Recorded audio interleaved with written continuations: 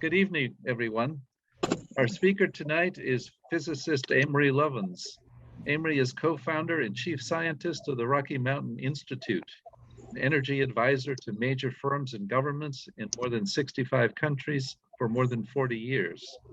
He's the author of 31 books, over 600 papers, and an integrative designer of super efficient buildings, factories, and vehicles.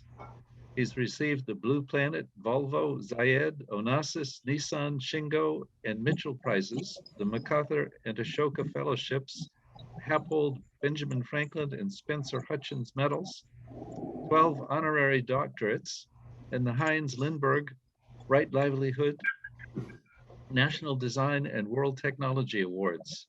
His recent efforts include supporting RMI's collaborative synthesis for China's National Development and Reform Commission of an ambitious efficiency and renewables trajectory to inform the 13th five-year plan, and exploring how to make integrative design the new normal so investments in energy efficiency can yield expanding rather than diminishing returns. Physicist Amory Lovins will discuss how unexpected developments in advanced energy efficiency and modern renewable supplies will accelerate the transformation of today's energy supply industries. Most of what we thought we knew about energy will turn out to be not true, and many incumbents will not survive. But the new energy future, rapidly emergent, often at grassroots levels, offers exciting opportunities for stronger communities and a richer, cooler, fairer, safer world, and with a big dose of optimism. Please. Over to you. Well, thank you. While I'm setting up my screen share, let me mention that's about a 2-year-old bio, so I'm still collaborating with RMI, but no longer as chief scientist. And I'm also now half-time an adjunct professor of civil and environmental engineering at Stanford, teaching integrative design and advanced energy efficiency.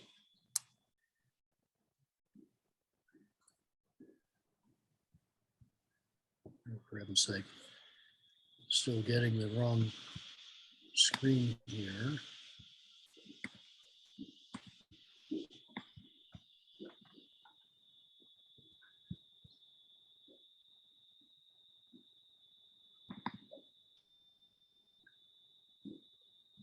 And I don't know why. Okay, I think that works. So thank you all for the honor of reporting some energy and electricity surprises that I hope will help put your good work in a broader context. I'm going to take General Eisenhower's wise advice to make tough problems soluble by expanding their boundaries to encompass more options and more synergy so they include what the solution requires. All 4 energy using sectors, transport, buildings, industry, and electricity, save more energy faster together than separately. All 4 kinds of innovation, not just technology, but also design, not only public policy, but also new business strategy, can combine to create deeply disruptive game changers while the old industries are still putting on their boots. Let me take you back in time a bit. Ford's auto industry, Edison's electricity industry, Rockefeller's oil industry together changed the world. And if Ford and Edison took a very long nap on one of their car camping holidays together, woke up and saw their businesses today, they'd recognize almost everything except the electronics. Yet their industries now face vast disruptions as 21st century technology and speed collide head on with 20th and even 19th century institutions, rules, and cultures. And now the first 2 of these 3 great industries, autos and electricity, are coming together to eat the third, oil, and then gas. As we might imagine Ford mischievously muttering to Edison, Let's see what happens when electricity displaces gasoline. Then those electric cars add flexibility and cheap distributed storage, make batteries cheap for all, helping the grid to integrate variable solar and wind power, so distributed renewables replace giant power plants and their fossil fuels.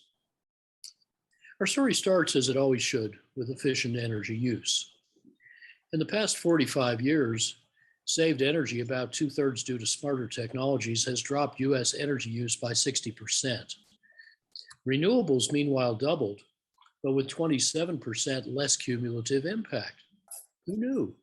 Renewables get virtually all the headlines because they're visible, while energy is invisible, and the energy you don't use is almost unimaginable.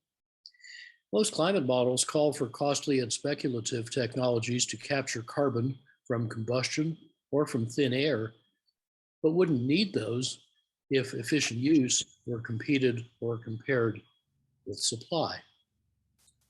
Another bit of history. Around 1975, US government and industry all said that primary energy productivity, that is the GDP produced per unit of primary energy used, could never go up. A year later, I heretically suggested it could rise 257% in 50 years. So far, it's risen 152% in 45 years. Yet, just the innovations already added by 2010 can raise energy productivity another threefold, twice what I originally thought, and a third the real cost. And today that looks conservative because optimizing buildings, vehicles, and factories as whole systems, not as piles of parts, can often make very big energy savings cost less than small or no savings, turning diminishing returns into increasing returns. This paper, free online, just search on the title, with a fun 4-minute video abstract, explains why making energy savings several-fold bigger can actually cost less. Because it uses not more but fewer devices, and not fancier but simpler devices, more artfully chosen, combined, timed, and sequenced. Such savings often get cheaper as we save more. Notice that's the opposite of mineral resources. Oil reservoirs and metal ore bodies are finite and depletable assemblages of atoms. In contrast, energy efficiency resources are infinitely expandable assemblages of ideas, depleting only stupidity, a very abundant resource, if not an increasing resource. A few examples. My wife Judy and I live here 2,200 meters up in the Rocky Mountains in Old Snowmass near Aspen, Colorado, where temperatures used to dip to minus 44 Celsius, minus 47 Fahrenheit, and we've seen 39 days of continuous midwinter cloud. But our house does no combustion. That's so 20th century. Super insulation, ventilation, heat recovery, and big super windows insulating like 16 to 22 sheets of glass, but looking like 2 and costing less than 3, make the building 99% passive solar heated, 1% active solar. Super efficiency added less construction cost than eliminating the heating system subtracted. So we saved 99% of space and water heating energy, about 90% of household electricity, and half the water, all together with a 10-month payback in 1983. Today's technologies are better and cheaper. The central atrium behind me, seen here in a February snowstorm, has so far produced 79 passive solar banana crops. In fact, if you look behind me, you should be able to see 78 hanging there. Our house helped inspire several 100,000 European passive buildings that likewise have no heating system and roughly normal construction cost. An analogous approach even works well in the opposite climate, muggy, broiling Bangkok. But wherever you live, integrative design gives many benefits from each expenditure. The white arch in the top of the upper middle photo, or you can see it behind me, has 12 different functions, but it has only one cost. We use such integrative design in 2010 to retrofit the Empire State Building, saving 38, later 43% of its energy with a 3-year payback. 3 years later, our cost-effective Denver retrofit saved 70%, making this half-century-old federal complex more efficient than what was then the best new US office, which in turn is only a third as efficient as RMI's passive net positive no mechanicals innovation center in Basalt, Colorado, 10 minutes from here. And now a Bavarian building is using 2/5 less energy than RMI's. Yet all these technologies existed over a decade ago. What's mainly improved is not so much technology as design. How did our retrofit save 2/5 of the Empire State Building's energy a decade ago? Well, remanufacturing its 6,514 windows on site in a temporary window factory set up on a vacant floor into super windows that pass light but block heat, plus better lights, office equipment, air handling units, and so on, cut the maximum cooling load by a third. Then renovating smaller chillers instead of adding bigger chillers saved $17 million of capital cost, paying for most of those improvements and cutting the payback to 3 years, or under 1 year if we'd counted non-energy benefits to the owner or the tenants. A big energy service company using disintegrated design had offered the same 3-year payback with only a sixth the savings we got, so they lost the bid. And now the owner's going back with even better integrative design to save another 40+%. In Europe, industrializing mass retrofits to net zero energy and streamlining their finance and soft costs is now getting cheap enough to finance entirely from saved energy, while extending building life and improving amenity, health, and value.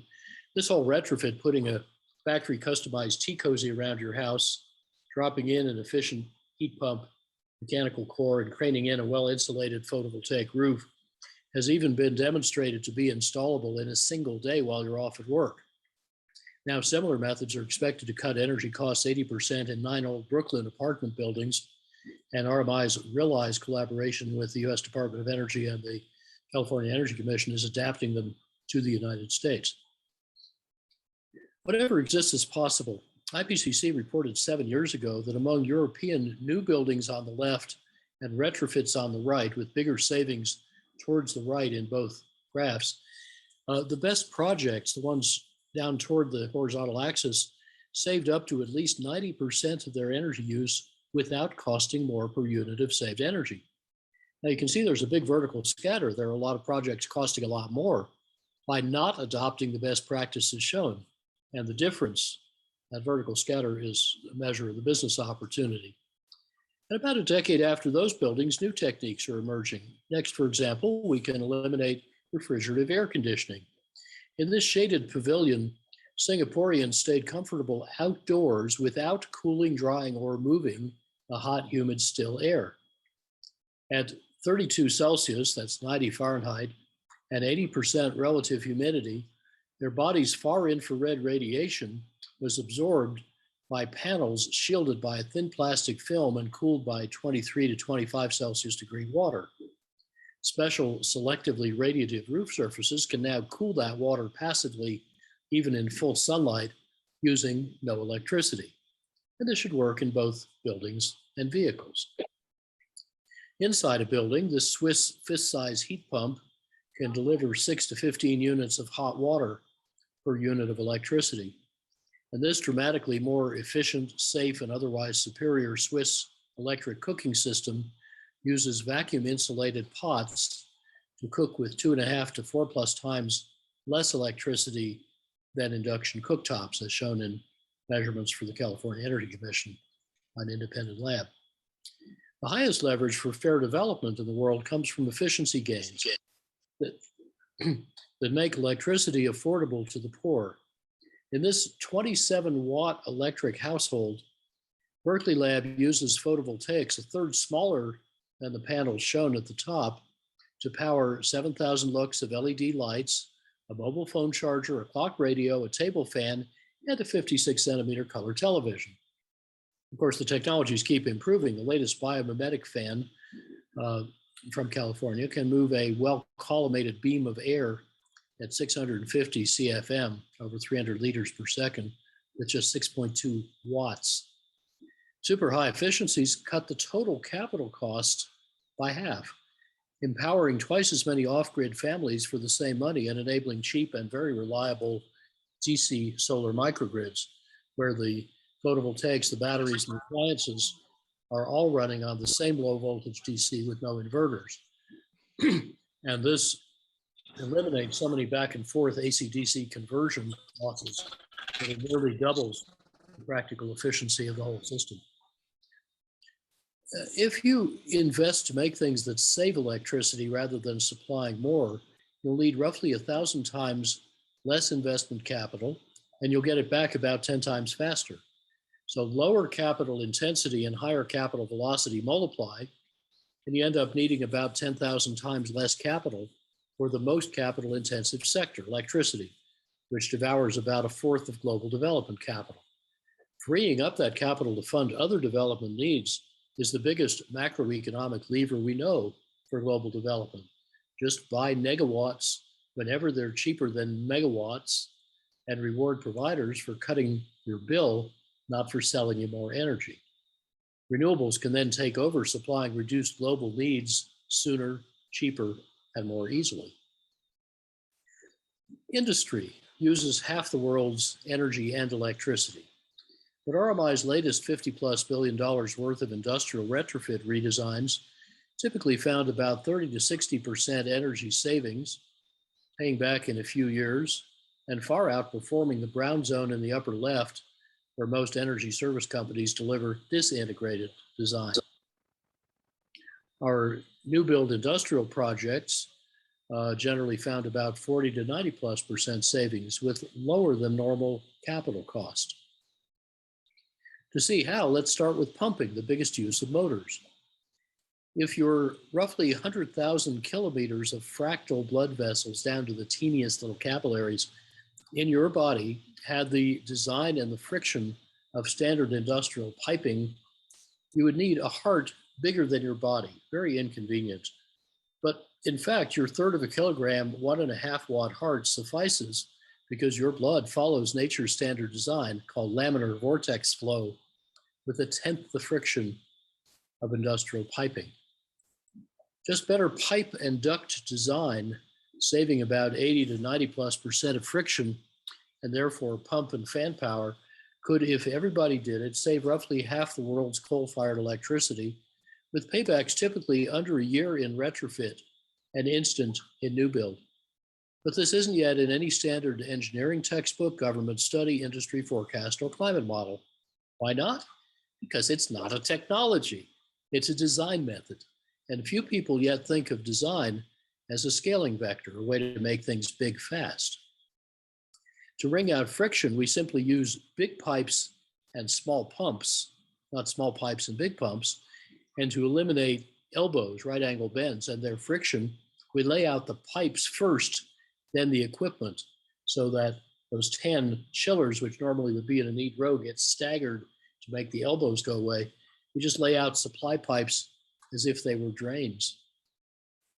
Thus, our colleague Peter Rumsey's retrofit of the Oakland Museum's condenser water pumping loop cut the pumping energy by 3/4 with a 2 or 3 month payback and eliminated 15 pumps that will never again waste energy and maintenance costs. And then repiping the chilled water loop and adding variable frequency drives doubled the flow and saved 85% of the energy. Or in big buildings, normally we pipe cooling tower water back to the chiller's condenser like this. But if instead we lay it out this way, the way Peter does, everything gets better. Why don't we all do this? Force of habit. We should bend minds, not pipes. What does such savings mean for the 3/5 of global electricity that's used in motors, have to run pumps and fans? Well, in a typical pumping system, from the fuel burned in the thermal power plant to the end use, many successive losses compound, so only 1/10 of the energy in the fuel comes out the pipe as flow. But now turn those compounding losses around backwards into compounding savings from right to left, and every unit of flow or friction you save in the pipe saves 10 units of fuel cost emissions and what Amory Lovins calls global weirding back at the power plant. And as you go back upstream, the components get smaller and cheaper, so the total capital cost goes down. Then we can make the drive systems, the motors and stuff around them 80 or 90% smaller and at least twice as efficient by a whole system retrofit, using not just the usual 2 improvements, but 35, of which 28 are free byproducts of the first 7. So you end up saving several fold more energy than usual, about a fifth the unit cost. So what's industry for? It mainly makes energy intensive materials, but buildings half of cement and a third of steel is largely wasted by inefficient structural design. Tension structures like the stadium and bridge can save about 80 to 90% of the materials. Pouring concrete beams into curving fabric forms rather than rigid prismatic forms saves about half. Concrete bridges support mainly their own weight, but 3D printing an airy dendritic structure supports mainly payload. Corrugating a thin concrete floor slab can save 3/4 of its weight, which is half the weight of a typical mid or high-rise building, plus supporting structures. And then you can fit 3 stories into the vertical space normally needed for 2 with unchanged ceiling height. All this stuff, by the way, is described in a couple of new papers, one published June 20th, 2021 at rmi.org/profitable-decarb. And then that links to a MIT Sloan Management Review paper on how to capture that potential profitably. That came out August 4th, so very new papers. You'll also find descriptions there of how new cement chemistries, steel made with stunningly cheap green hydrogen, and other cleaner materials will win on lower cost and be deployable sooner as demand moderates. The extra electricity needed to decarbonize industrial heat directly or via hydrogen or ammonia can come from the extra solar and wind capacity built to ensure reliable power in the worst conditions. But with its capacity paid for and its operating costs tiny, that cheap power available most of the time turns what grid-centric people call overcapacity to be curtailed into a highly competitive source of hydrogen and ammonia to decarbonize industry and transport. So people who think the amount of solar and wind capacity you need is a problem are really just looking within the electricity silo. But if you consider the whole economy, not just the grid, then you find you've suddenly built what Tony Seba and Adam, who talked to you recently, called superpower. But how much electricity will we need in a decarbonized economy? Well, here's an example most of the way there. RMI rigorously showed a decade ago in a synthesis I'll describe later called Reinventing Fire that US electricity use could shrink by 25% by 2050, despite all electric autos, a 2.6-fold bigger GDP, and 82 to 86% lower carbon emissions. That vast overhang of unbought efficiency holds at risk many power plant and fuel and grid investments. Yet quadrupling electric efficiency would cost just 1/10 what we pay today, US average, for the retail price of electricity. So that study didn't buy nearly enough efficiency, and we didn't even count most of the integrative design potential. Now, instead, by assuming far lower efficiency than that study did and not competing it against supply, Princeton's Net Zero America study, widely cited, assumes 2 to 4-fold higher 2050 electricity demand than we found. And that created, of course, impressively granular challenges around transmission and land use. But those are an artifact of not buying enough efficiency. Nearly all global projections do the same. We don't yet know whether long-term world electricity use will be about flat or maybe even a bit lower, or will modestly increase in a least cost decarbonized economy.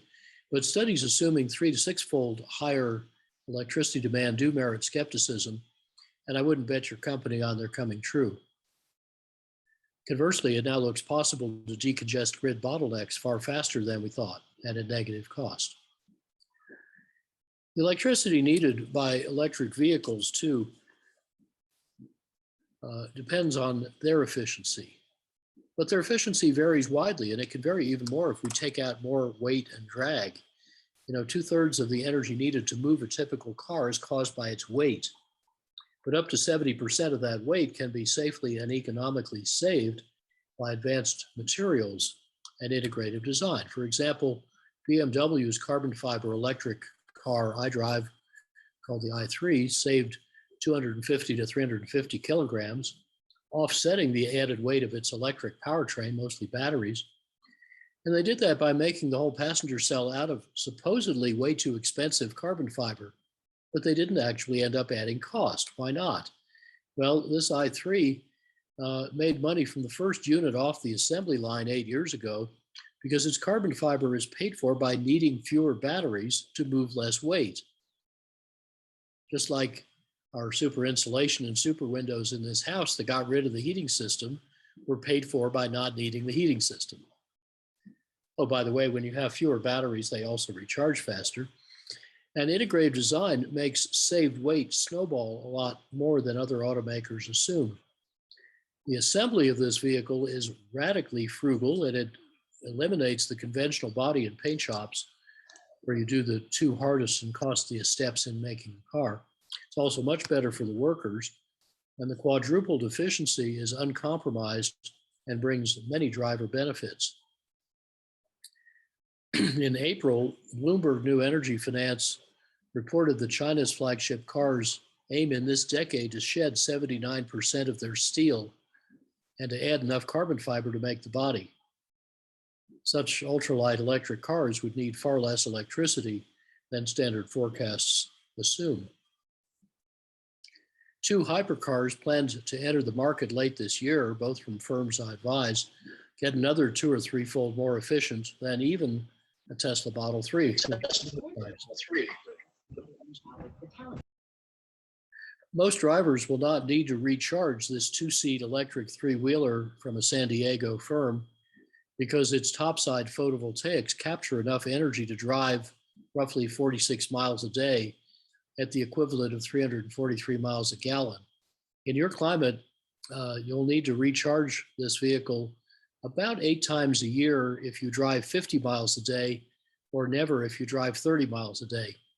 It's as if your present car magically added a couple of gallons of fuel to its tank each day you park it outside. Now, to make a long road trip, you can quickly recharge the batteries, which are very small, with household current for ranges up to 8,000 miles. And the composite body looks very crashworthy.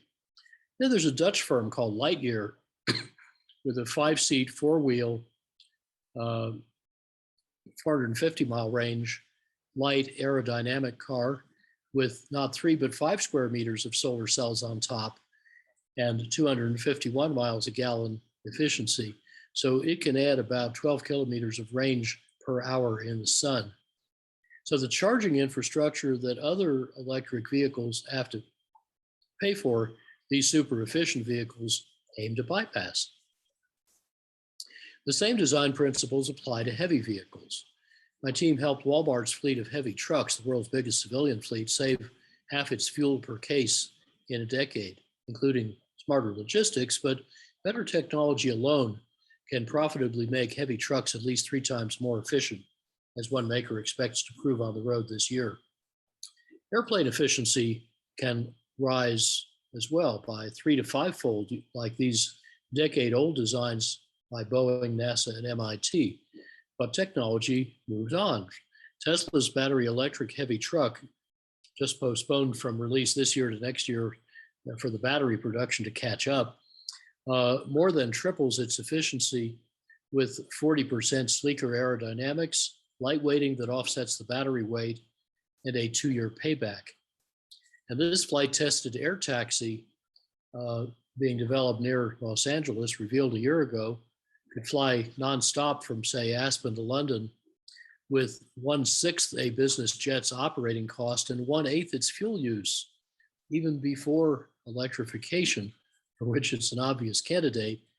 A bigger version already designed could hold well over 20 seats, and it looks set to blow up aviation's business models. Oh, by the way, more leapfrogs are coming at us. couple of years ago, some universities and NASA tested this strong, tough 4.3 meter long structure, 98.3% lighter than a typical aircraft wing. Each part of its shape passively morphs like a bird's wing in real time to match the flight conditions and to get maximum lift, minimum drag. And thousands of such identical cells molded from engineering plastics or from 10 to 100-fold stronger alternatives can be robotically assembled into an airplane of any desired shape.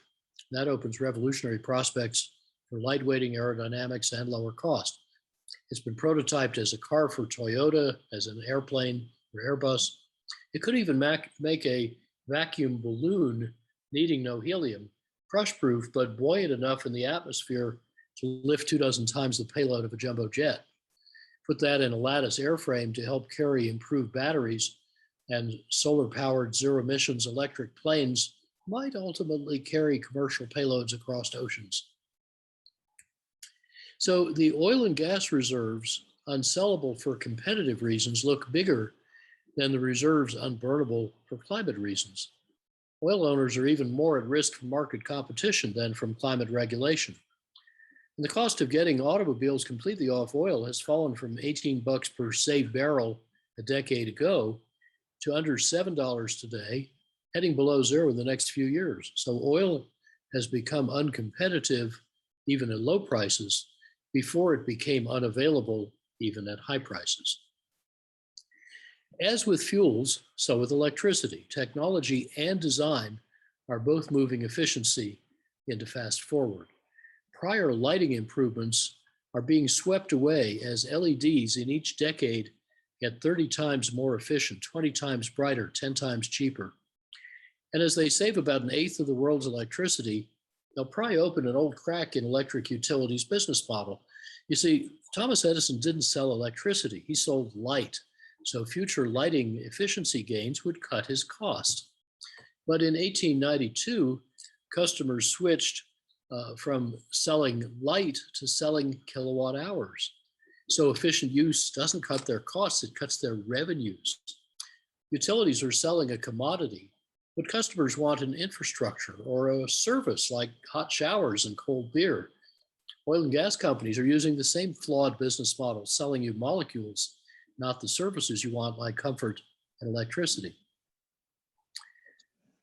You might ask, what else changes this fast? Well, the rest of the energy transformation, modern renewables, because LEDs backwards are PVs, photovoltaics, and they in the two blue shades and wind power at Aqua have costs that have plunged below the dashed lines, the cost of fossil fuels fed into US thermal power stations, often making old coal, gas, and nuclear plants uneconomic just to run. But the electricity transformation is much bigger than just new, cheaper competing technologies. Shifting from molecules and atoms to bits and packets, from hardware to software, from hierarchies to networks. We're shifting to decarbonized, decentralized, digital, and democratized. Electricity is changing from centralized, supply-focused, fossil and uranium-fueled and brittle to distributed, customer-focused, renewable, and resilient. And over all that, the information age informs, enables, and organizes customers to take power into their own hands. You know, it's generally wise to sell customers what they want before someone else does. And customers are figuring out they can buy fewer electrons, use them more productively and more timely, produce their own, even trade them with each other. For example, Dutch customers can buy renewable electricity directly from other customers on this peer-to-peer website of Van de Bron, literally from the source. My friend bought his electricity from the guy in the upper left photo because the price in magenta looked right, and it's a really cute piglet. And then he got a long handwritten Christmas card from his electricity supplier. What big utility can dream of such customer intimacy? Indeed, powerful disruptors are converging on the electricity industry from at least 8 directions. And these 8 Pac-Men of the apocalypse move fast. They don't just add, they exponentiate. They're not lone wolves. They hunt in packs. They multiply quickly. They can gobble half of utility revenues in this decade. Together, they're creating an alien competitive landscape faster than most utility cultures can cope. 7 years ago, all central power plants were called dinosaurs, and the full quote was, "Too big, too inflexible, not even relevant for backup power in the long run." Who said that? It wasn't Greenpeace, it was Union Bank of Switzerland. And now a whole new wave of Pac-Men is coming over the hill. Renewables in 2020 were about 90% of the world's total net additions of generating capacity. And the International Energy Agency predicts about 95% through 2025 because, says Bloomberg, last year, renewables became the cheapest bulk power source in 90% of the world, soon in all. US wholesale electricity prices now widely exceed the average contract prices of wind and solar power, which are temporarily subsidized, but less than the non-renewables are. In unsubsidized world markets, the diamonds mark renewables at or below $30 a megawatt hour, or 3 cents a kilowatt hour. They keep falling through $20. In Saudi Arabia, they've already hit 10. This is said to be unsubsidized. Modern batteries included in the filled squares are already cheaper than gas peakers.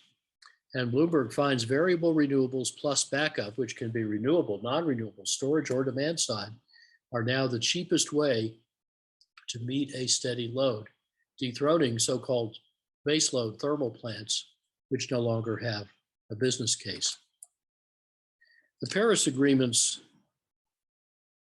1.5 Celsius degree aspirational goal would require stopping 80% of the 2010 coal plants by 2030, closing one a day to 2040, and closing virtually all by 2050. But renewables' new market prices now make this profitable without counting mitigation benefits. So this mid-2020 study, which you can find just by searching on RMI, how to retire early, make sure you include the RMI or you'll get retirement guides. It examined 95% of the global fleet, and it found that particularly in China and India, using efficiently structured financial instruments to close and replace all coal plants now with modern renewables, including battery storage, would be cost neutral in 2 years and would save over $100 billion a year by 2025.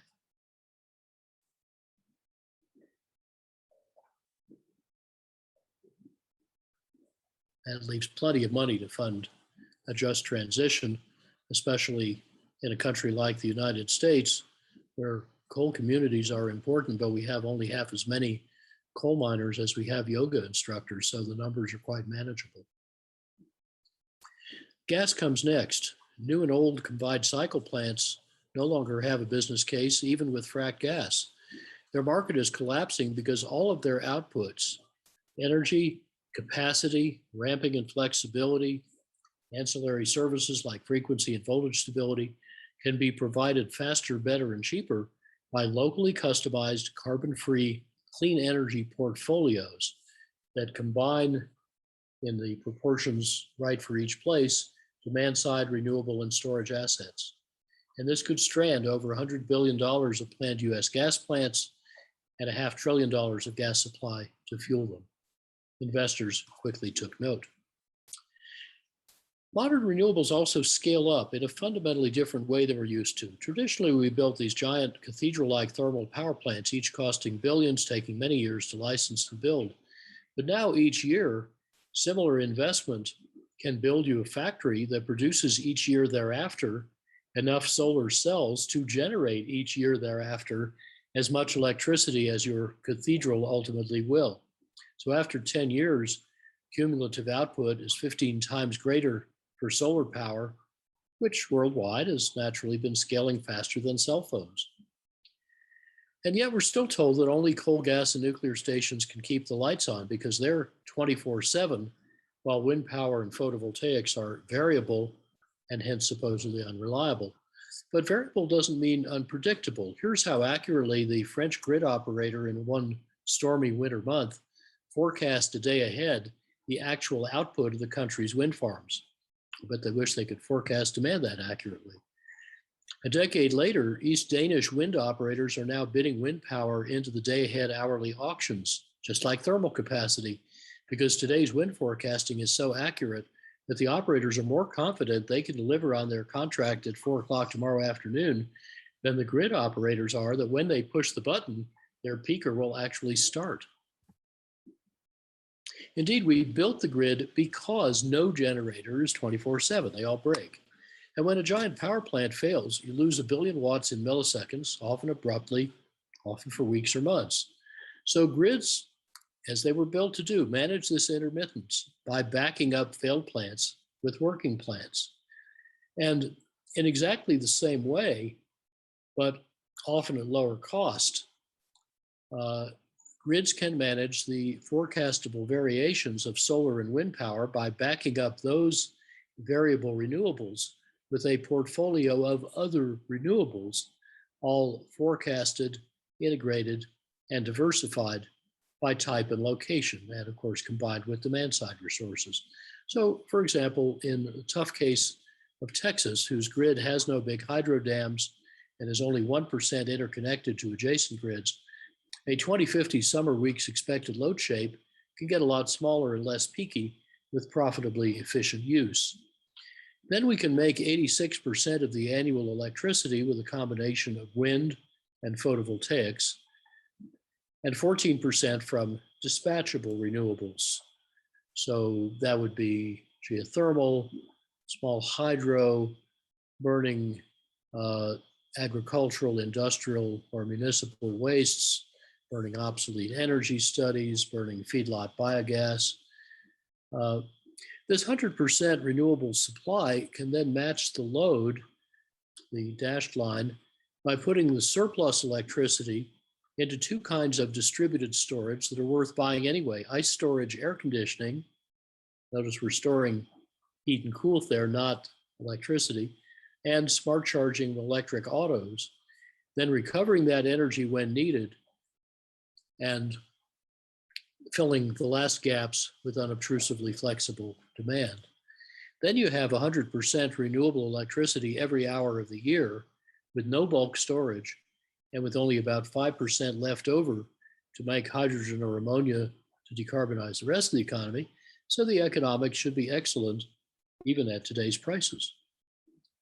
Some grid operators are doing such choreography today to far exceed last year's 38% renewable fraction of electricity in Europe and 30% or so in the world. Germany and Britain are half renewably powered. Denmark expects to be 86% this year, Scotland 100, they almost hit it last year. Already, they and some other European countries with modest or no hydropower are meeting about half to 3/4 or more of their annual electricity needs from renewables. Yet they added no bulk storage and they have superior reliability. For Denmark and Germany, about 20 to 25 times US reliability. The ultra reliable former East German utility, 50Hertz, was 60% wind and solar powered in 2019, I think 62, 2020, and they target 100% renewables all reliably integrated by 2032. So as my colleague Clay Stranger says, these operators have learned to run their grids the way a conductor leads a symphony orchestra. No instrument plays all the time, but the ensemble continuously creates beautiful music. Much new photovoltaic power is installed with batteries nowadays at attractive costs, but batteries have competitors. For normal grid balancing, we have not just one-way bulk storage in magenta, but about 10 carbon-free ways to make the grid flexible, reliable, and renewable. And I've sketched them here in rough order of increasing cost. Your actual costs will vary, but bulk storage comes last, not first. So we needn't wait for a storage miracle, though some are emerging, and the market isn't waiting. Now, batteries will move down, as we'll see in a minute, into the mid-cost range, but there's still a lot of awfully cheap stuff to the left of that. And I have not shown in this graph hydrogen storage because it's unclear how much of it you would want, and you can make as much as you want. And also, I haven't shown conventional pumped hydro, compressed air storage, lifting blocks of concrete, and so on, because the costs vary widely. And again, you can build as much as you want of at least the latter two. Now, to illustrate how big the stuff on the left is, especially at negative cost, let me give you a closer look at the second box from the left, demand response, that is using electricity more timely. And we did an hourly simulation for the Texas grid ERCOT in summer 2050, systematically combining 8 kinds of demand response that add up to about 3 times what had been previously assumed. So they engage electric vehicles, home plug loads, residential and commercial domestic hot water, plus heating and cooling controls. And together, these can conveniently cut in half ERCOT's summer daily load range, save a quarter of the non-renewable capacity, make renewable energy a third more valuable, and pay back in about 5 months. And this hints at how the models that claim renewable growth will devalue itself out of the market or eat its own lunch are simply overlooking or excluding important and proven remedies. So now let's add flexible loads to how we think about renewables, and customers gain more market power than utilities have. Hawaii's governor, who happens to be an electrical engineer, recently signed 100% renewable power by 2045 law. So what's going on? Well, a typical Hawaiian household uses appliances at various times of the 24-hour day. And about half of those are under the yellow curve. That is, they're while the rooftop photovoltaics are operating. But the main utility, having at first tried and failed to prohibit solar hookups, wanted to confiscate any leftover solar production without paying for it. Angry customers could therefore be expected to adopt smart appliances to move 80 or 90% of household loads conveniently into the solar hours, costing the utility nearly all its intended windfall and most of its ordinary revenue. So this anti-solar tariff, like all 6 we've studied, turns out to be a well-aimed boomerang that will actually speed and expand solar adoption by educating and annoying the customers so they leave the grid faster. I'm happy to report that having understood this, the utility and the other parties have come together and are now doing much more intelligent things than that. So finally, to make the grid a mere optional convenience, the next step would just be to add a lot of electric vehicles in a smart way. As promised in my initial Ford and Edison slide, EV sales are soaring as battery costs plummet, and each trend drives the other. In the next few years, electric cars will cost no more to buy than gasoline cars, and good EVs are much nicer and cheaper to drive. Their abundant cheap batteries imply distributed solar everywhere. Now, if you have behind the meter batteries and solar on your roof, why would you want to pay a lot more to buy from the utility power that isn't even as resilient and reliable as what you can do on your roof? Because 98 or 99% of power failures start in the grid. You can bypass the grid. We'll see gas industry distress. Cheap batteries everywhere mean the end of thermal power plants.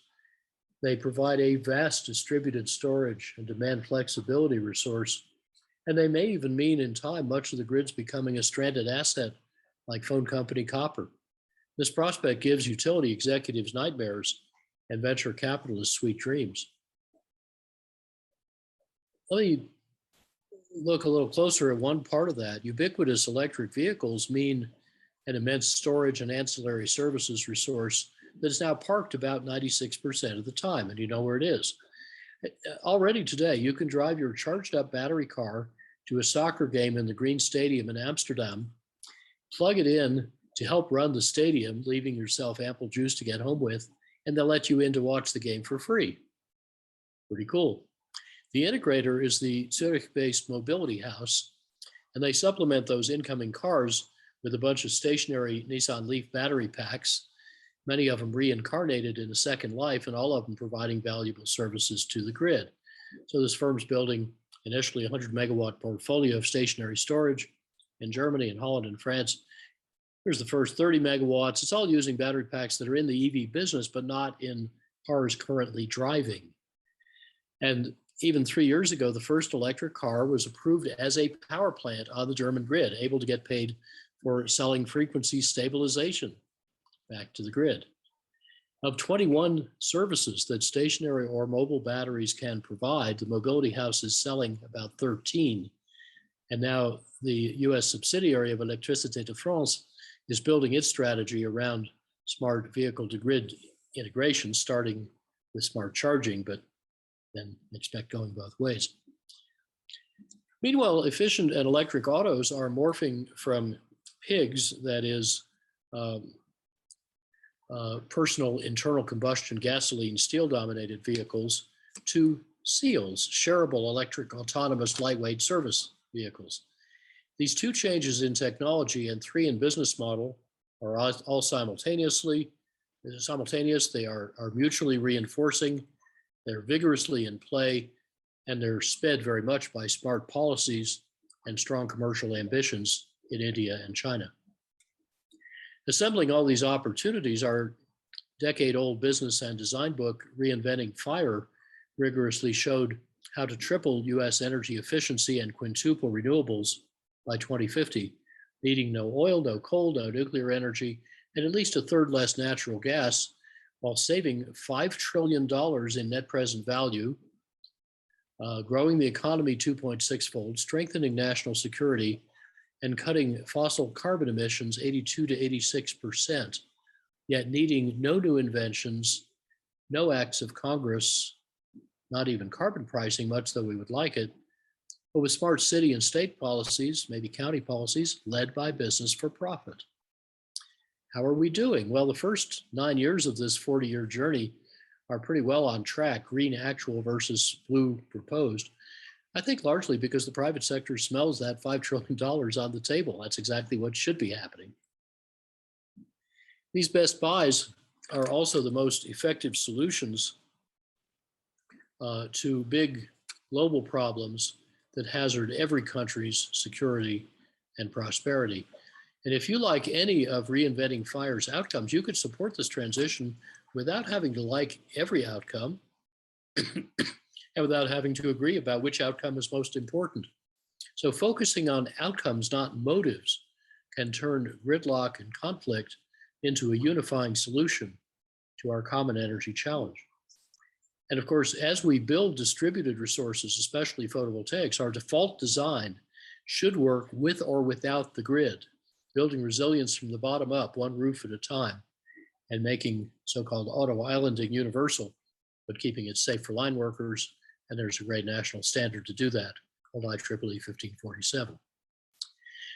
Stimulated by those US findings, at the G20 5 years ago, China's National Development and Reform Commission published its roadmap, later out in 5 volumes, for China's energy revolution, not a word the party uses lightly.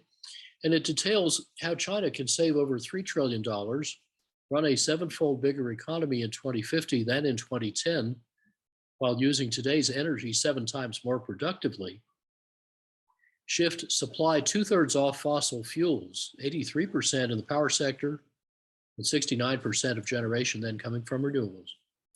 They found they could emit 42% less carbon, burn 80% less coal, and get 13 times more GDP from each ton of fossil carbon. So this roadmap strongly informed the 13th 5-year plan, whose energy authors were our steering committee. And that strategy continues so firmly that China doubled its renewable installations last year alone, adding more wind power in 2020 than the whole world had added a year earlier. In fact, over 80% of the world's increase in renewable additions between 2019 and 2010 happened in China.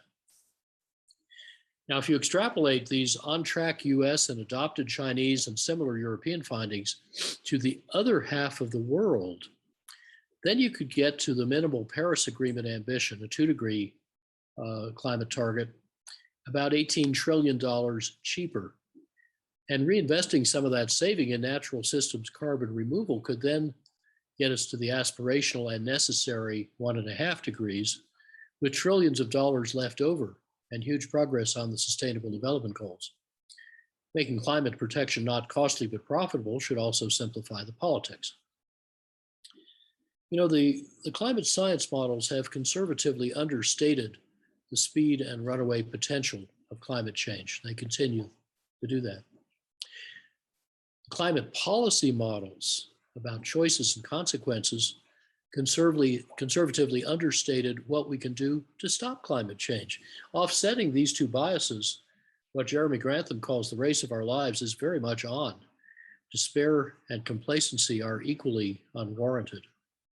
Global CO2 emissions were flat in 3 of the 5 years, 2015 to 19, as energy savings and carbon-free supply growth averaged roughly the pace we must sustain for 2 degrees, or half the pace we need for 1.5 degrees. So now we have to accelerate. And a powerful tool is capital market dynamics. Incumbent energy suppliers feeling competitive threats understandably focus on the imperative for price to exceed cost. But many seem to forget the other part of the business condition, that value must exceed price. If competitors offer a superior value proposition and run off with your revenues, it doesn't matter if you can profitably sell what your ex-customers are no longer buying. These energy transformations can flip markets with breathtaking speed, as shown by a couple of photos from the archive, I think first found by Tony Seba. On Manhattan's Fifth Avenue in 1900, you have to look really hard to find the first car. Anybody see it? There it is. 13 years later, you have to look even harder to find the last horse. The horse and buggy industry thought it would have many decades to adapt, but Ford's Model T got 62% cheaper in 13 years. Car-owning households soared from 8 to about 60% in a decade. 3/4 financed by a General Motors and DuPont innovation called car loans. Today's photovoltaic modules just got 80% cheaper in 5 years. Batteries just got 89% cheaper in 10 years. 3/4 of our rooftop solar is innovatively financed. Ford's and Edison's industries are merging to eat Rockefeller's industry. Horse and buggy thinking is dangerous, but it's still common. As the late ex-oilman Murray Strong said, not all the fossils are in the fuel. But DuPont's ex-chairman Edgar Woolard reminds us that firms hampered by old thinking won't be a problem, he said, because they simply won't be around long term. Thus, the pace of transformation is set not by incumbents, but by insurgents, who aren't inhibited by the incumbents' business models or legacy assets or cultures. Moreover, investors flee before customers do, because capital markets keenly sniff out disruption. And once they think you're in or even headed for the toaster, they don't wait for the toast to get done before they decapitalize you and invest in your successors. Already, trillions of dollars have prudently fled the fossil fuel industry as it hemorrhages capital and talent and political influence. The world's top 16 listed hydrocarbon companies combined were recently worth less than Apple. Carbon Tracker investment analyst Kingsmill Bond explains capital markets' brutal logic. He says any fast-growing challenger will rapidly take all the growth in a slow-growing market. As a rule of thumb, incumbent sales will peak when the challenger gets to around 3% market share, as in these historical examples. And that's because most investors seek growth, not mere size. So they try to sell their holdings just before sales peak and stagnation strands assets and competition drops prices. That's why the coal industry has lost 3/4 of its market value globally, 99% in the United States. But now this collapsing value is spreading to oil and coming next for gas. Peak nuclear power, peak coal use, peak auto sales, peak fossil power have already happened. Fueled autos are now in their 4th year of shrinking sales because electric cars took more than all the growth. Last year, global plug-in auto sales soared 43%, while total auto sales fell 14%. The IEA says last year's pandemic slump undid energy's previous 4 years of growth, CO2's previous 9 years of growth, while renewables grew 45% faster. and added an extraordinary 278 billion watts. So by the time and to the extent demand recovers, renewables will probably have expanded enough to supply any future growth, tipping fossil fuels into permanent decline. So it's quite possible that peak oil, peak fossil fuels, and peak CO2 emissions all happened in 2019. Here's what that could look like in a respected recent forecast. The bottom three wedges, as you go up, coal in black, oil in red, gas in gray, stagnated before the pandemic. Last year, the pandemic's economic shock shriveled fossil fuel use, while renewables, mainly wind in blue and solar in yellow, ran off with the capital. And total energy use may still rise a little over the next decade or so, as you can see, but wind and solar supply more than all the growth. In other words, investors are rapidly shifting their capital to both efficiency and renewables. Efficient use makes renewables gain share faster. Efficiency outcompetes fossil fuels sooner, and they reinforce each other. In the past decade, world energy use grew only half as fast as in the previous decade. Further speeding energy savings could accelerate this self-reinforcing capital flight from incumbents to insurgents. And some of that speed might come from deeper, cheaper energy savings through integrated design, because its contagious, visually transmissible ideas might spread at the speed of YouTube and Twitter, perhaps rivaling even the speed of scaling solar power, and certainly helping it take over faster. One last thought. This global energy transformation isn't just fundamental, it's elemental. The first industrial revolution was the age of carbon, creating our prosperity and the world's mightiest industries from coal and oil and gas. But now that obsolete age of carbon is giving way to the modern age of silicon.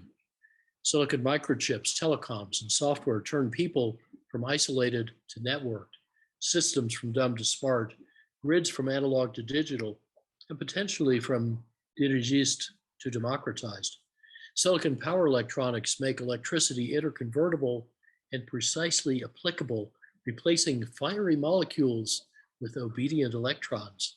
And silicon solar cells enable the ascent of energy from mining the fires of hell to harvesting the breath and radiance of heaven. So our responsibility and opportunity is to help enable the new energy system, not protect the old, to build back better, to move fast and fix things. So the global energy transformation can move at the pace and the cost of design and of software, not of infrastructure, and can be not constrained by the inertia of incumbents, but sped by the ambition of insurgents, like many of you. Thank you all for your good work and your kind attention.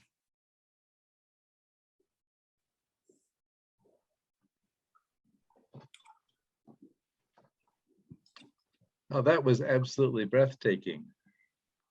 Thank you so much for your insights, and I'm sure we have many questions.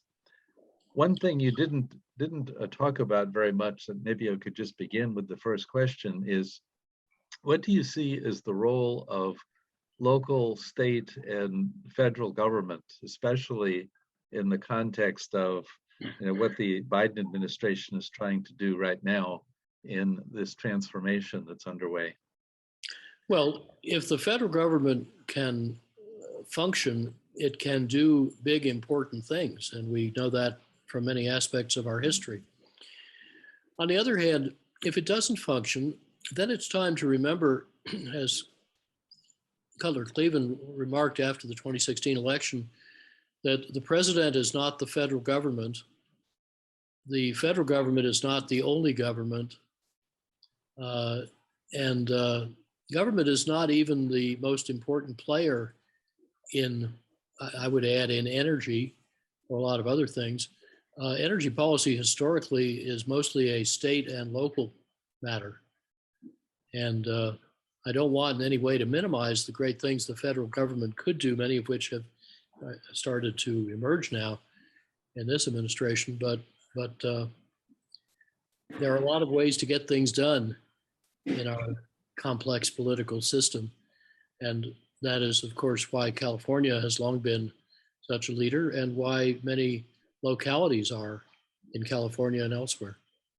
So I would encourage those of you active in state, county, city, town, household, street, neighborhood energy to keep at it, because that's where historically the biggest and most durable changes have tended to take root and sprout and grow up. Thank you. I have a question from Beverly here. She asks, will you speak to the deception being passed off as fact by the industry that hydrogen is a necessary zero emissions fuel for transportation and storage? Well, those are two different use cases, actually more than two, because transportation is a diverse sector. I think green hydrogen, and that means made from renewables, not made by reforming gas, may well be the method of choice for intercontinental and other very long-haul aircraft, although at the rate we're going with aeronautic efficiency and electric drive for propellers and fans, we may find electricity fighting over mid-range routes as well as taking the short hauls. That's already started. I don't see a business case for hydrogen in trucking except at extraordinarily long distances, which are not normal practice, especially in the US where there's a shortage of drivers. And it's really hard to attract drivers who want to stay in the truck all the time or only stop briefly and go for 1,000 miles or whatever. But you can perfectly well have a Class 8 truck range that's commensurate with normal ones, 400, 450 miles, and that's what Tesla's offering. For cars, I've never understood the business case or the energy case for hydrogen. Of course, it works. And if, say, Toyota had poured its engineering genius into putting a fuel cell yay big into their 1X 70% lighter carbon fiber concept car, I think it would be a lot more attractive than the miraculous Mirai they sell. But I think Elon Musk has the basic physics right that unless you have a most unusual use case, it's even hard to think of, it's going to make more sense to put your electrons into good batteries in a battery electric car than to electrolyze water to make hydrogen to run a fuel cell and incur lots of losses along the way. I did include hydrogen as an option for storage on the grid. And there are already some very interesting use cases for hydrogen. What I hadn't mentioned that I guess is transport is that Plug Power and others have made a great business out of hydrogen-powered fuel cell forklifts, which work silently and pollution-free inside factories and warehouses. That's a good example of a very sensible niche market. And you can, of course, integrate electrolyzers as a demand response resource for the grid. So let me go back to the SIBA and core thesis that when you electrify, when you switch to solar, wind, and bits of other renewables for a decarbonized grid, you'll have a lot of what normally seems like extra capacity to cope with especially calm or cloudy periods.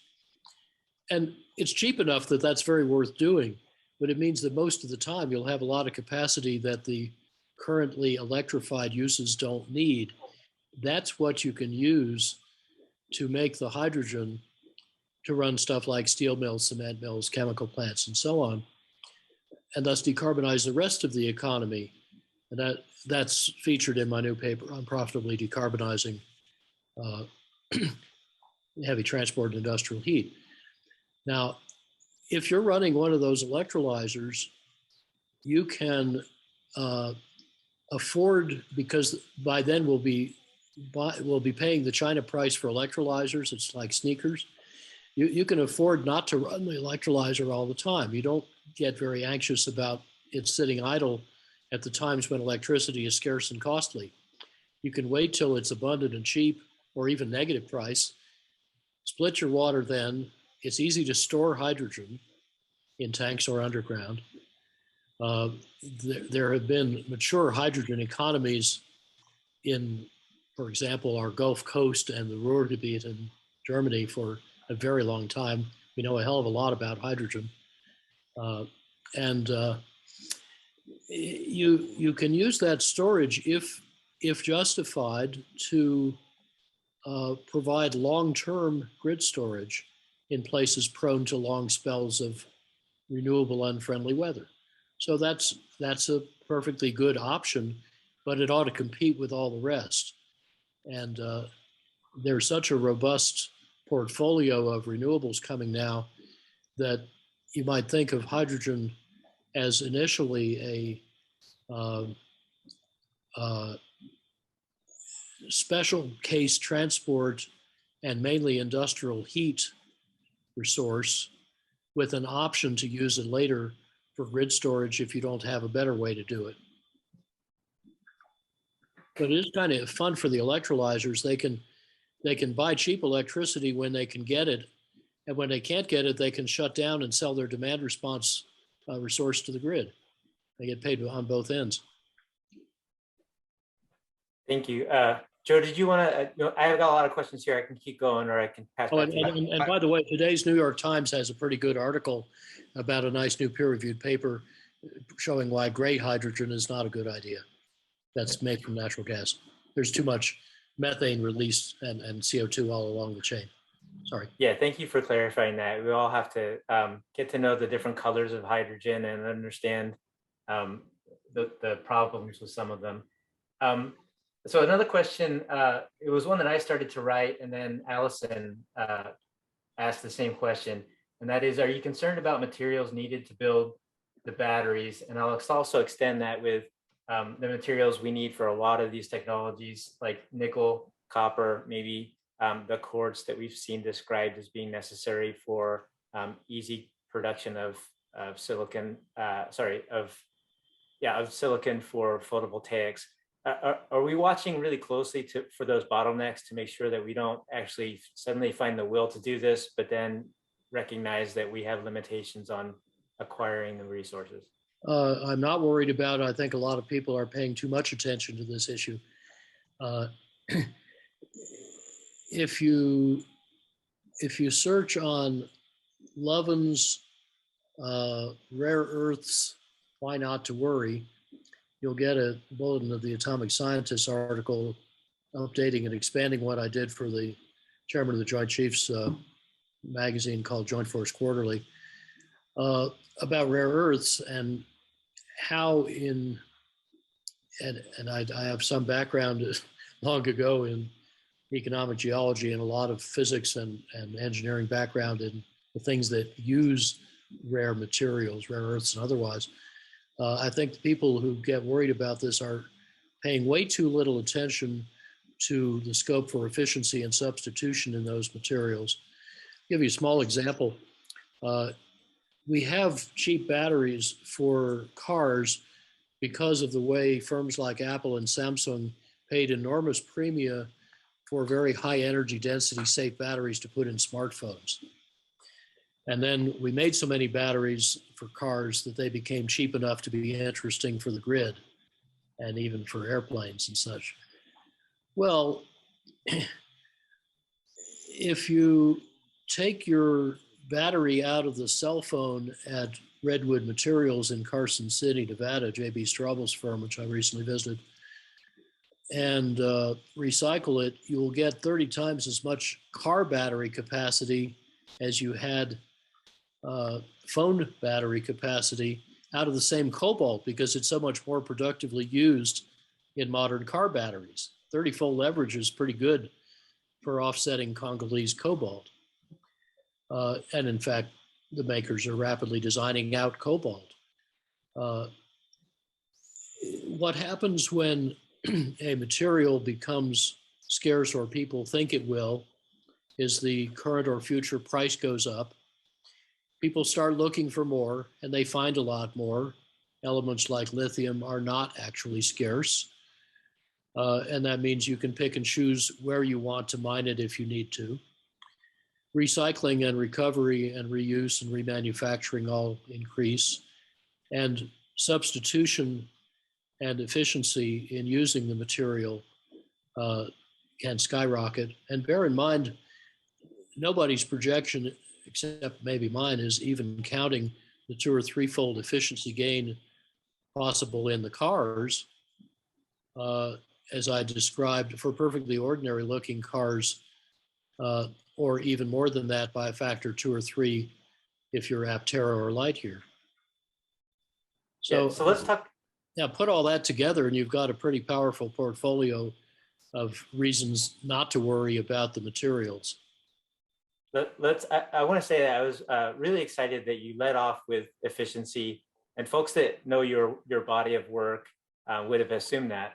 But I think that if folks aren't aware, that's really the number one place to start any conversation that you have about converting over our current system to something new. And so I want to acknowledge that you always lead with that, that most of this presentation was really focused on that, and you keep revisiting it. And I think it's critical. We got to always do that. Well, thank you. And let me add to that. It's not just energy efficiency, it's water efficiency. Moving, heating, treating water may still be the biggest electricity use in California. It's also materials efficiency. And I sketched in one slide how upwards of half the cement and steel can be saved through better structural design. And people are just starting to think about that. There's a big literature, but scattered. Nobody pulled it together before. Yeah, so you had one of the earlier, I think, hypothetical designs for a car of the future. And I'm glad that you focused on the BMW i3, which really was a car that one of the car companies put a lot of intention into making sure that they were really focusing on efficiency. But we've also seen of late that folks have turned a little bit the other way, and they're saying, well, a Hummer H2 looked pretty good. Let's just put 200 kilowatt hours of battery in one and label it an electric car, and it's a solution. Do you have any concerns or thoughts about how we as advocates can maybe help keep turning the direction back towards the Apteras and the other things that are necessary maybe for completing the transition faster? Well, I think you're probably not going to get very far trying to tell people what kind of car to buy. However, for the class of vehicle they want, there is a very nice kind of policy called a fee-bait, which California may adopt one of these years.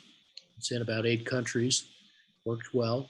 And that's a fee for buying an inefficient car or a rebate for buying an efficient one, and you can make it both revenue neutral and size neutral.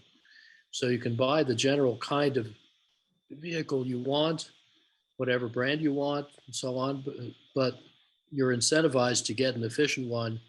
And the way that works is that you can apply a low social discount rate, not a private one of up 60% a year implicitly, to your car purchasing decision. Otherwise, at a consumer discount rate, whether to get an efficient vehicle is about as unimportant as whether to buy floor mats, because you only look at the first year or two of fuel savings, not the 15 plus years that the car will last. And by the way, electric cars will last a lot longer than that. Million miles is not at all an unreasonable expectation for a good electric car powertrain. If you make it out of composite, it also doesn't materially dent, rust, or fatigue.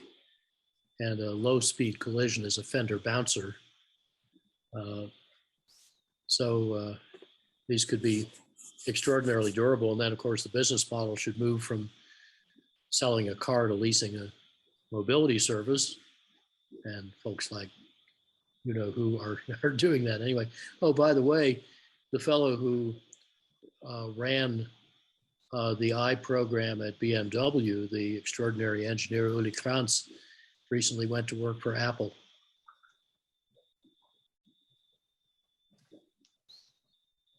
Leslie asks, do you have any opinions about the Form Energy batteries? And let me follow that question up with, can you talk a little bit about short duration and long duration storage that our energy companies seem to maybe get wrong sometimes, thinking that lithium batteries can't be long-term storage or long duration. I think, of course they can. You just buy more of them. Yeah. And if it's not worth buying more of them, perhaps that's because there are those 9 cheaper carbon-free ways to do the same thing, shown in my little conceptual supply curve. So if you go to a battery conference, there's a lot of conversation about my battery's better than your battery, but you hardly ever hear the battery experts talking about what batteries generically must compete with. In other words, the other 9 items on that curve. And I think it's part of our job as informed citizens to make sure that our regulators, policymakers are aware of all those options and not default automatically to storing electricity. It works fine. It's about the costliest option. And it'll, as I said, get to mid-range, but there's still cheaper ways to do the same thing. Just remember that Texas example, which is a lot harder than a California one would be. And in that case, 100% renewables every hour of the year, great economics, and no utility scale battery storage, nor did I assume behind the meter building electric storage. The electric storage was in well integrated electric vehicles, which we're going to buy anyway and pay for the batteries for transportation. So you mentioned long duration storage, could be important in some places, for example, in Central and Northern Europe that have the so-called dark doldrums, that is long, cloudy, calm periods. There are a lot of ways to deal with that. Hydrogen is one, but again, let's look at the whole spectrum of ways to do it, not only storing electricity.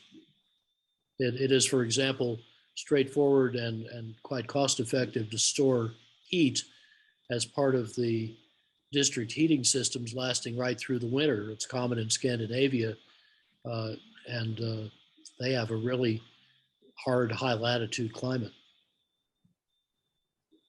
Thank you. You talked about demand management, and I'm wondering if you have seen examples here or in other countries of using a smart grid and really advanced demand management where the grid talks back out to individual appliances and says, okay, throttle down, speed up, and really makes the best use. Do you see that on the horizon, and how could we help advocate for that, short of waiting for somebody else to demonstrate it on the market and then advocate for our local energy company to start doing it? I'm just pulling up a wonderful email I received earlier today on a thread I'm on of various electricity innovators. And here it is.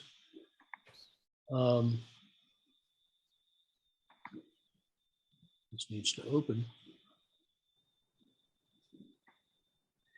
So this is a modest proposal from Jim Lazar at the Regulatory Assistance Project. That's a wonderful gang of the smartest ex-regulators. And he says, to start up a demand response program from scratch with customers having a mix of vintages of end-use appliances is indeed pretty tough. But fast forward a decade to a time when good appliance standards have been in place for a while. And imagine every new heat pump, clothes dryer, and hot tub has a CTA 2045 communications socket. Every EV charger is internet enabled. Every auto manufacturer auto enrolls by default all new EV customers into a control scheme that the customer can adjust to taste. And the default setting is economy charging with an in-app override option. Every new electric water heater is sold with a $300 rebate for enrollment plus $10 a month for continued participation. What that's about is, of course, if they briefly turn off your water heater, you never know. All the heat is stored right there. Every new air conditioner is sold with a $1,000 rebate for enrollment plus a sliding scale for levels of continued participation. Customers can adjust their enrollment to taste, but may have to repay a portion of the rebate when they make the change. All of a sudden, we have 10 million new participants a year, each bringing 2 to 11 kilowatts of controllable load, some 50,000 megawatts or so each year, maybe 15,000 megawatts on a diversified demand basis at high stress hours, coming to us through an efficient new customer market. That's the kind of load flexibility I think we can achieve in the future. We need to put the mechanism in place now to have that available then when there will be enough wind and solar that we need it. The key is new appliance standards first, good manufacturer, distributor, installer programs to get customers enrolled when they buy, and then aggregator and utility mechanisms to use this technological support for advanced pricing and integration of variable renewables. I thought that was really pretty cool. And you can extend it further. There was further commentary on that, but you get the idea. You can get a really big demand response resource better than free if you start now and keep at it. Yeah, agreed. I think historically we've thought of demand response as something we do in an emergency when we really need to lower demand because we're out of supply. But as you showed on that one graph, if we really work hard to daily manage and by the minute and maybe interleave, two neighbors' appliances so that you're reducing the demand real time and managing it, there's a lot we could do to really minimize how much electricity is wasted trying to keep the supply high, knowing that the demand is kind of there, but the load is kind of there, but we're floating. And now layer that on top of efficient use. When we first moved in here, 4,000 square feet up in the Rockies, our electric bill before we had any solar was $5 a month at a 7-cent tariff. Then we started getting better. And unfortunately, we didn't all subscribe to passive homes back when you started that that work. So we have a lot of retrofitting to think through. Let's see. There's some folks have asked about nuclear, and I know you've got probably lots of different thoughts about nuclear not really just being able to compete anymore. But do you care to talk anything about what your studies have shown about the future of nuclear? Yeah, let me put in the chat a 20-minute talk and the slides to go with it,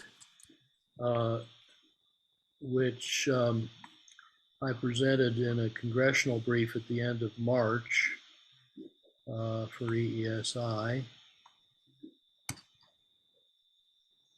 Let's see, did that work? Yeah. So now I'll tell you what it says.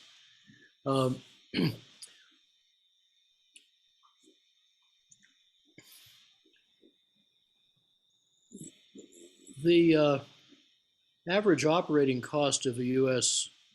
power reactor is about 3 cents a kilowatt hour, with considerable variation, although the actual numbers are generally secret. For less than 3 cents a kilowatt hour, you can buy renewables in most places. For a lot less, you can buy efficiency practically anywhere. If you buy anything cheaper than the operating cost of whatever your local reactor is, you'll be displacing more carbon per dollar than if you kept it operating, let alone subsidized it more to keep running when it's losing money, which practically all of them are. And that cost gap is going to widen as renewables get cheaper and reactors get older. A lot of people get confused about this because they think, oh, nuclear is a carbon-free resource. And you can argue about how far that's true in embodied energy and enrichment and future waste management, all that. I'm not going to go there. Let's just stipulate for present purposes that it's carbon-free, and so are renewables, and so is efficiency. Well, it isn't good enough to be carbon-free. We're in a climate emergency. We need to displace the most carbon possible per dollar and per year, because both dollars and years are finite resources. So if we buy a carbon-free option that isn't least cost, we're not saving as much carbon per dollar as we could. If we're buying something that's too slow or slower than it could be, we're not saving carbon as fast as we could. And either of those isn't a good outcome. So we need to change our metrics and count carbon and cost and time to get a climate effective set of solutions. Okay, and not to debate that factor, because I totally agree with you. But the small modular reactor folks are out there hovering, not here, our group's not thinking this way, but they're wondering when those voices are going to stand up and ask the small modular reactor folks to stop with that dream. Well, having been a student of nuclear power for 60 odd years, not quite, 58, I think. I've seen this movie before, and it doesn't end well. In fact, let me just appreciate you going here. I know it's not what you're advocating for, but there's a pretty simple answer to it.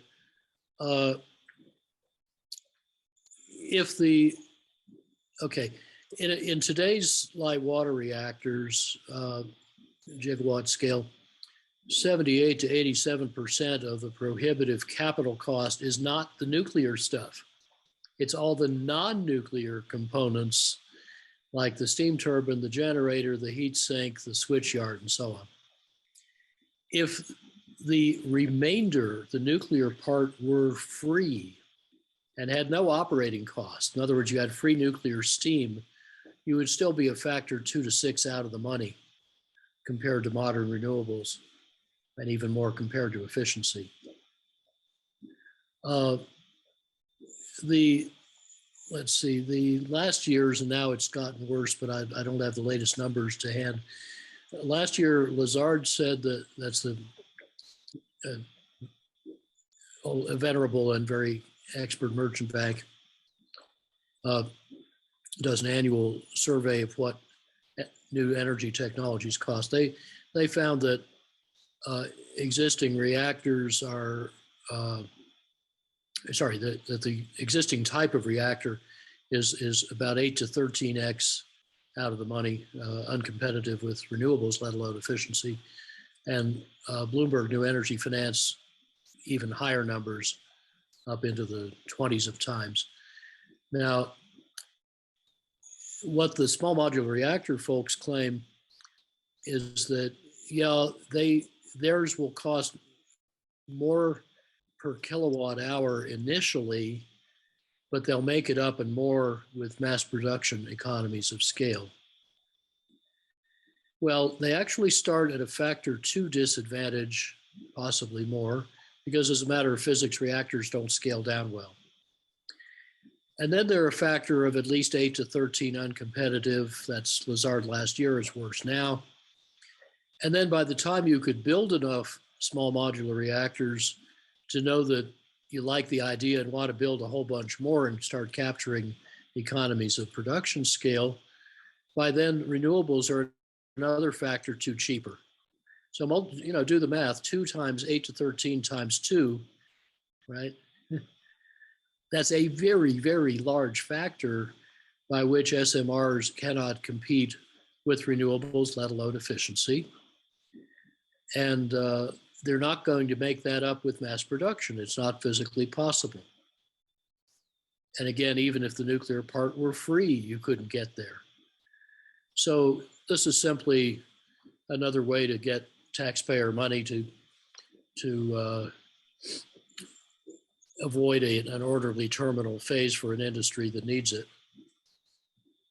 And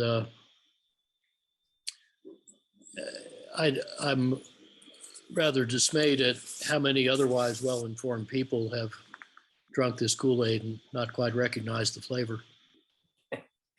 Okay, thank you for that. Again, apologize for bringing down that avenue, but appreciate you addressing that.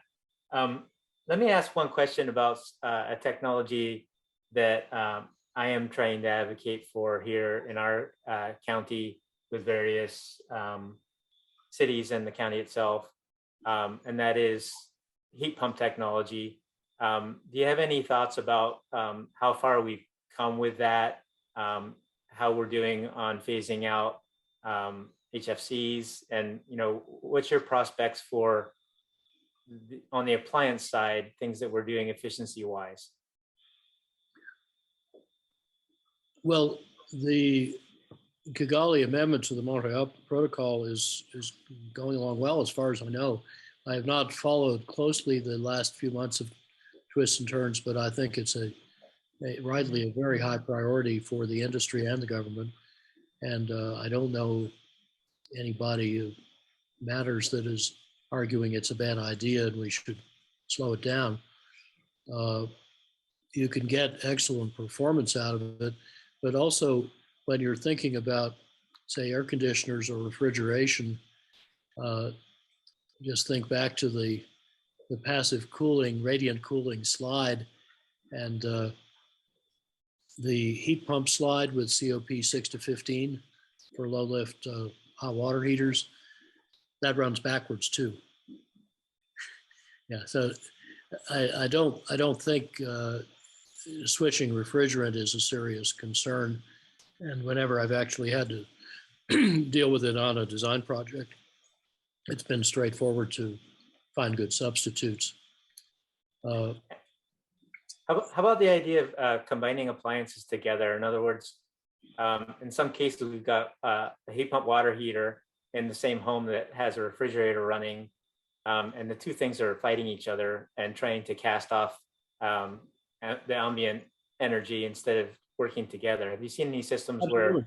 Oh yeah, a lot of people capture air conditioner desuperheaters as a water heater. There are exhaust air heat pumps on ventilators for restaurant kitchens. And of course, this also has the nice property of cooling and dehumidifying the kitchen, which makes the cooks a lot more comfortable. I just had a nice email the other day from a developer of a gray water heat exchanger.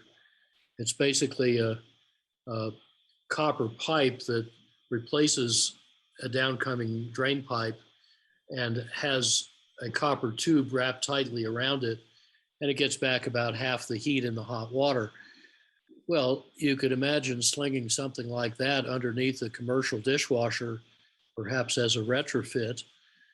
And if you're avoiding half the heat, you will probably get in range of a low enough lift to do that super efficient heat pump trick. You will also be making the kitchen more comfortable. Your condensate will be distilled water for which you could probably find some uses. The list goes on like that. You're absolutely right, Carl. When you are looking at an ensemble of appliances, you'll find some have heat, some need heat, some have cool, some need cool, and you got to fit them all together. The real master of this is Tesla, with what used to be called a super bottle and is now evolved to an octavalve. It's a nylon bottle with one rotary valve and about 8 settings, and it couples with sensors and software that both measure and anticipate which components in the car offer or need heat or cool at which temperatures, and then it circulates a fluid to hook them all up in cascading order. So you move from hottest to coldest, and there's nothing left but the squeal. And it gained them a lot of range just by that kind of thermal integration on a vehicle. Imagine what you could do in a house. Yeah, excellent. Okay, so we're gonna thank you so much for all the time that you spent. I want to say that your presentation was probably the most polished that I've ever seen. And it was really entertaining, but it's also one that I'll go back and watch several times because you moved pretty quickly and you covered a lot of good stuff. So thank you so much for that.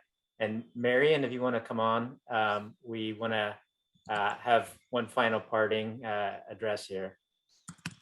Yes, I would very much like to thank you also on behalf of our group. We really appreciate the time and the amount of information. And quite frankly, I found it very helpful to see this after reading about the IPCC report that came out. That gave me a lot of hope, so appreciate that. So Meryl, are you going to do a screen share? Yes, okay. So on behalf of our group though, we would like to present you with a tree that we have purchased to plant in your honor. And this is a very neat nonprofit that does this.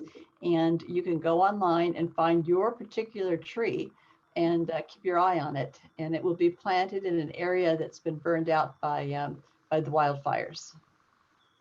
So again, thank you. That's just lovely, especially since I just spent a week up in the Olympic Peninsula where they have the world's biggest Sitka spruce, for example, and got back in touch with what trees can do. Thank you. So again, thank you very much. And good night, everybody. We will be having this available to you, the recording, and look forward to seeing you next month. Thank you. I'm going to keep the meeting going for just another few moments so that if you want to download the chat file, you're welcome to do so. But thank you so much, Dr. Lovins, and thanks for everybody for being here. Yeah. Thank you. Thanks. Thank you very much. Awesome. And thanks for everyone who came out tonight to learn more. And I hope this inspired you to go back and read a ton of stuff. You know, just Google Amory's name, and also RMI's got a ton of really good information. Sierra Club that I work with has been working on many different issues with RMI. That group does a whole lot of groundbreaking work, always ahead, and so lots of good stuff to learn from reading there. Thank you. Bye-bye. Thanks, everybody. Thank you, everyone. Good night. Thank you. That was the best presentation I've ever seen. Thank you. Oh, cool. Hopeful. Mm-hmm.